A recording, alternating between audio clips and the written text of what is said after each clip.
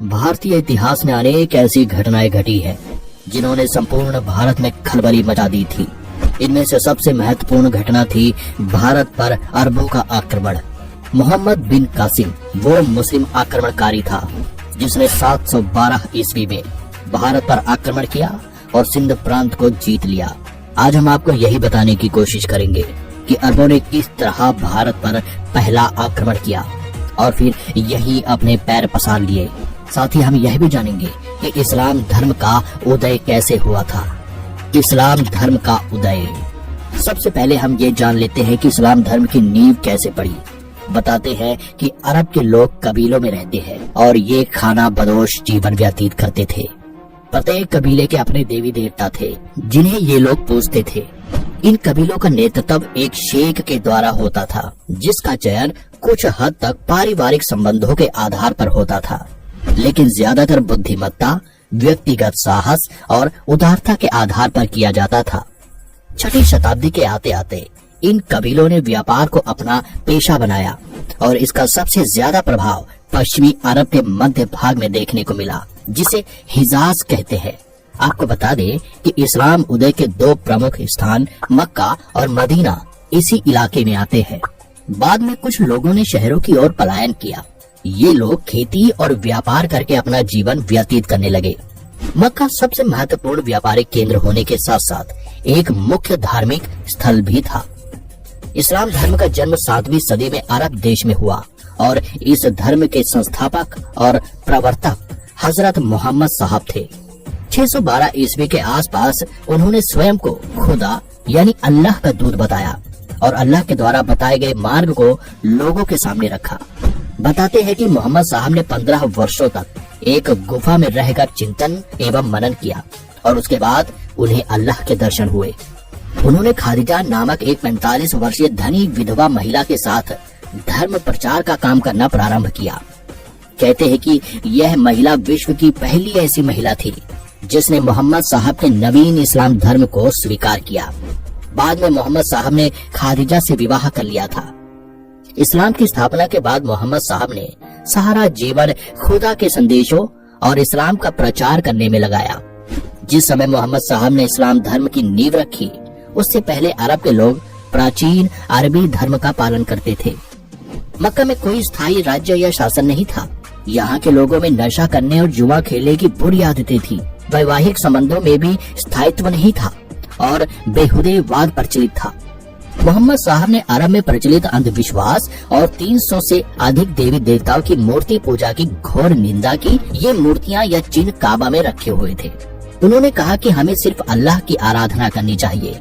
इस्लाम के शुरुआती समय में मोहम्मद साहब का मक्का और उसके इबादत गाह पर कब्जा था। मोहम्मद साहब का इस्लाम धर्म प्राचीन अरबी धर्म का विरोधी था। मक्का के समृद्ध लोगों को देवी देवताओं को ठुकराना बहुत बुरा लगा। ये लोग इस्लाम जैसे नए धर्म को मक्का की प्रतिष्ठा और समृद्धि के लिए खतरा समझने लगे। इसीलिए लोगों ने मोहम्मद साहब का खूब मजाक बनाया और भारी विरोध किया। तब मोहम्मद साहब को भागकर मदीना में शरण लेनी पड़ी। मोहम्मद साहब की इस यात्रा को हिजरा कहा जाता है और इसी दिन से मुसलमानों के हिजरी कैलेंडर की शुरुआत हुई। यह घटना 24 सितंबर 622 ईस्वी की है। मोहम्मद साहब ने खुदा को केंद्र में रखकर मदीना में अपने एक राज्य की स्थापना की।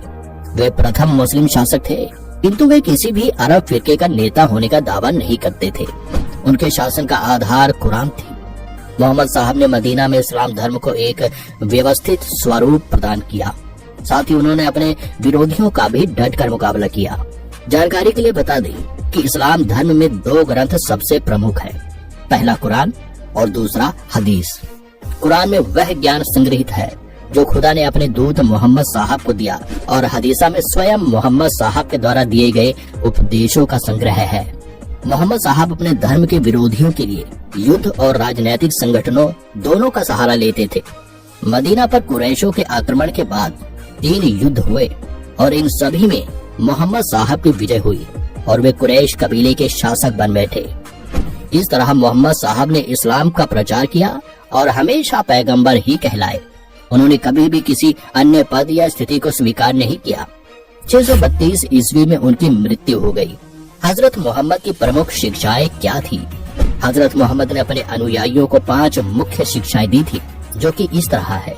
नंबर 1, हजरत मोहम्मद का कहना था कि प्रत्येक मुसलमान को इस बात में विश्वास रखना चाहिए कि अल्लाह एकमात्र पूजनीय है और पैगंबर मोहम्मद उनके पैगंबर हैं। नंबर 2, हर एक मुसलमान को दिन में 5 बार नमाज अदा करना अनिवार्य है। नंबर 3, निर्धनों को जकात देना चाहिए, जकात एक प्रकार का दान है। नंबर 4, इस्लाम को मानने वालों को रमजान के महीने में रोजे रखने चाहिए। नंबर 5, प्रत्येक मुसलमान को अपने जीवन काल में एक बार जरूर हज यात्रा करनी चाहिए। पैगंबर मोहम्मद ने अपना कोई उत्तराधिकारी नियुक्त नहीं किया था, इसीलिए जन साधारण ने उनकी मृत्यु के बाद अबू बकर को उनका उत्तराधिकारी बनाया, जिसे खलीफा कहा गया। हजरत मोहम्मद के बाद खलीफाओं ने इस्लाम धर्म को आगे बढ़ाया। उनके नेतृत्व में अरब के बाद मिस्र, ईरान, इराक और सीरिया जैसे देशों तक इस्लाम धर्म का विस्तार किया। इस्लाम इतिहास में अब्बास वंश के शासकों ने सबसे अधिक समय तक शासन किया। भारत पर अरबों का आक्रमण और इस्लाम धर्म का प्रवेश। भारत पर अरबों का पहला आक्रमण करीब 7वीं शताब्दी में हुआ था और इसके बाद इस्लामी आक्रमणकारियों ने बार बार भारत पर हमला कर यहाँ की मूल संस्कृति पर आघात किया और यहाँ इस्लाम धर्म की स्थापना की। इराक के हाकिम अल हज्जाज ने मोहम्मद बिन कासिम के नेतृत्व में अरबों को सिंध पर आक्रमण करने के लिए भेजा था। मोहम्मद बिन कासिम हज्जाज बिन यूसुफ का भतीजा और दामाद था। 712 ईस्वी में अरब आक्रमणकारी ने सिंध पर विजय हासिल की थी। हज्जाज उस वक्त इराक का राज्यपाल था। हज्जाज ने ही मोहम्मद बिन कासिम को 17 वर्ष की आयु में मरकान तट के रास्ते सिंध भेजा था। दरअसल हज्जाज बिन यूसुफ को कई अरबी व्यापारियों से सूचना मिली थी कि भारत के राजाओं के पास खजाने के असीम भंडार है। यह सुनकर उसके मन में लालच आ गया था। तब उसने भारतीय खजाने को लूटने और इस्लाम धर्म की जड़ें मजबूत करने के मकसद से मोहम्मद बिन कासिम को सिंध पर हमला करने के लिए राजी किया था। एक मत ये भी सुनने को आता है कि कासिम को सिंध भेजने का कारण यह था कि समुद्री लुटेरे अल हज्जाज के जहाजों को जिस क्षेत्र में लूट रहे थे वह क्षेत्र दाहिर के राज्य में आता था। जब हज्जाज ने दाहिर के इस बारे में जांच पड़ताल के लिए कहा तो उन्होंने इस बात से साफ इनकार कर दिया कि लुटेरों से उनके राज्य का कोई संबंध नहीं है। अल हज्जाज ने दाहिर से अपने लूटे गए जहाजों के बदले जुर्माने की मांग की थी, मगर दाहिर ने असमर्थता जताते हुए कहा कि उनका उन लुटेरों पर कोई नियंत्रण नहीं है। दाहिर के इस जवाब से हज्जाज भड़क गया और उसने सिंध पर आक्रमण करने का निश्चय किया। फारसी ग्रंथ चचनामा में अरबों की सिंध पर जीत की जानकारी मिलती है। बताते हैं कि मोहम्मद बिन कासिम अपने सैन्य सिपाहियों को लेकर राजा दाहिर से युद्ध करने के लिए जब भारत आया तो उसने दाहिर के विरोधियों को बड़ी चालाकी से अपने साथ मिला लिया। इस तरह उसके पास सैनिकों की कोई कमी नहीं थी। युद्ध की घोषणा होते ही मोहम्मद बिन कासिम की सेना ने सिंध की सेना पर जबरदस्त आक्रमण कर दिया। राजा दाहिर हाथी पर बने लकड़ी की गद्दी पर बैठकर बड़ी वीरता से कासिम के सैनिकों से लड़ रहे थे। राजा दाहिर की सेना कासिम की सेना पर भारी पड़ती नजर आ रही थी और कासिम से ये बर्दाश्त कर पाना मुश्किल हो रहा था। तब उसने बड़ी चालाकी से राजा दाहिर के हाथी पर जलते हुए तीरों से हमला करना शुरू कर दिया, जिस कारण लकड़ी के ढांचे में आग लग गई और देखते ही देखते ये आग इतनी भीषण हो गई कि दाहिर राजा का हाथी बेकाबू हो गया। वह आग को बुझाने के लिए सिंधु नदी के पानी में चला गया। जैसे ही राजा दाहिर हाथी से उतरकर नीचे आए तो कासिम ने उन पर हमला कर दिया, उन्हें मार दिया। इस तरह कासिम ने सिंध पर अपना कब्जा कर लिया। युद्ध में राजा दाहिर की मृत्यु के बाद मोहम्मद बिन कासिम ने उनकी 2 बेटियों को खलीफा के पास भेज दिया था। इसके बाद मोहम्मद बिन कासिम नहीं रुका और उसने लगातार कई आक्रमण किए। उसने अपने नेतृत्व में जितने भी अभियान चलाए उन सभी में लगभग उसे विजय प्राप्त हुई, जिनमें से कुछ इस तरह है। ब्राह्मणवाद पर अधिकार। ब्राह्मणवाद की सुरक्षा का दायित्व दाहिर के बेटे जयसिंह के ऊपर था। उसने कासिम के आक्रमण का बहादुरी के साथ सामना किया, लेकिन कुछ लोगों के विश्वासघात के कारण वह पराजित हो गया। ब्राह्मणवाद पर कासिम ने अपना अधिकार स्थापित कर लिया। आलोर विजय। ब्राह्मणवाद पर अधिकार के बाद कासिम आलोर पहुंचा।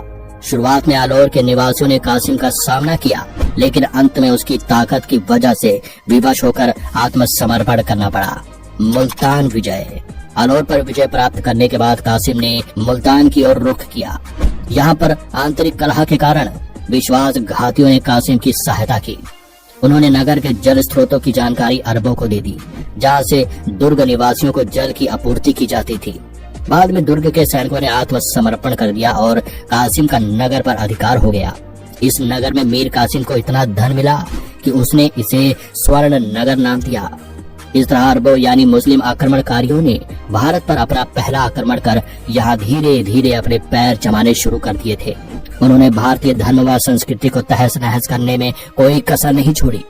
उम्मीद करते हैं आपको इस जानकारी से काफी कुछ समझने को मिला होगा और नया सीखने को भी मिला होगा। अगर आप चैनल पर नए हैं तो चैनल को सब्सक्राइब करके बेल आइकन जरूर प्रेस करें, ताकि हमारी आने वाली वीडियो की नोटिफिकेशन आपको सबसे पहले मिले। Thanks for watching.